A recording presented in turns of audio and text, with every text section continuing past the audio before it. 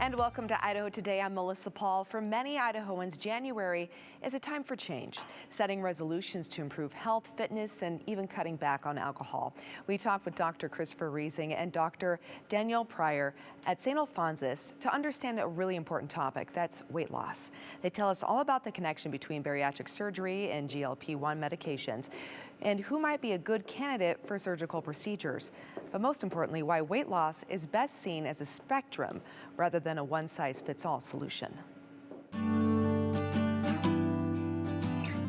Dr. Pryor, Dr. Riesing, thank you so much for joining me today.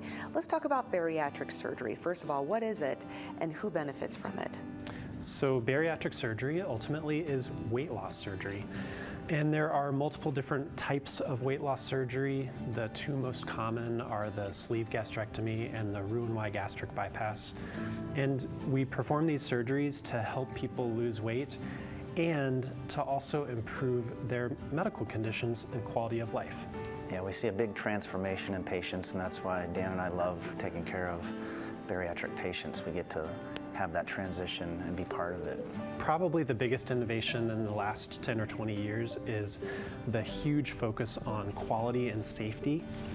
So it used to be back in the past 20, 30 years ago that people were in the hospital a really long time, complication rates were really high, and through a lot of tweaks and quality improvement projects, we've really made bariatric surgery much, much safer.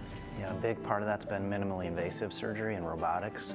That's how we perform our surgeries, and we see very short hospital stays, very low readmission rates, which used to be high, and much less pain. So we have an accredited program, and that means that, like Dan said, we're focusing on quality, and we have exemplary ratings for that, so we're very proud of that. That's fantastic. Okay, so help those watching understand, what can they expect if they go through a surgery like this? So the first step is just an initial consultation with one of the surgeons, Dr. Riesing or myself. You get started on a 6-month process before surgery. The whole idea behind that is to teach people how to use their bariatric surgery to its fullest extent. We have folks go through dietitian visits, mental health screenings, sometimes heart and lung checks, and most importantly, a lot of education on how to do the best they can do with their bariatric surgery. Yeah, it's all about preparation, followed by really good surgery and then really good follow-up. You know, the surgery is about weight loss, but our program's focused on weight maintenance so that patients don't get into the trap of gaining weight back after, and that's why we're so focused on education. GLP-1s, we hear a lot about them in the news. Let's talk about those and their application to weight loss. Yeah, so GLP-1 medications, most common names that you'd hear for those would be Ozempic or Mounjaro. These are some newer medications that are one of the many tools we have in weight loss. They really work to help drive down hunger and help people lose weight in that way. But what we've really seen is that it really is a tool that also has to be used appropriately in order to be effective long term. Dispensing it without being part of a weight loss and lifestyle change doesn't work, and so that's how our program's designed too, to teach those effective tools at maintaining the weight loss you achieve with a tool like Ozempic. I also want to talk about the two myths surrounding weight loss. Are there any myths that you want to debunk right now? Yes, I think one of the biggest myths is that obesity is inevitable.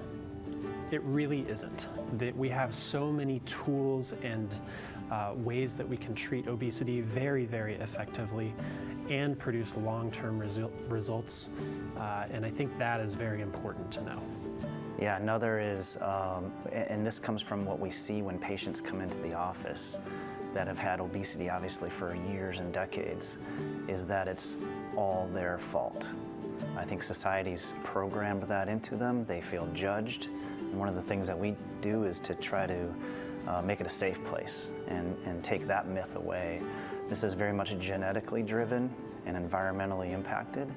And so, as Dan said, learning to live within that and helping them is really what our passion is. Yeah. Absolutely, and to piggyback off of that, one of the things people have to remember is that for most of human history, we've had to scavenge and fight for every ounce of food. And now we live in the society where food is everywhere and very unhealthy. I think another is that bariatric surgery is unsafe. We know, having practiced this for many, many years, it's very, very safe. We hold ourselves to a standard.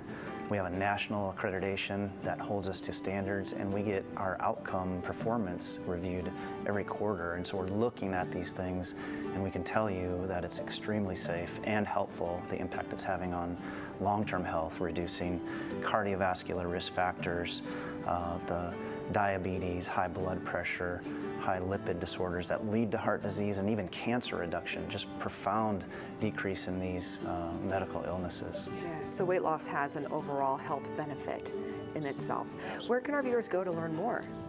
Probably the easiest way to find us is just to search with Google Saint Alphonsus Bariatrics, or you can find it on the website, or we have some links and QR codes that are available too.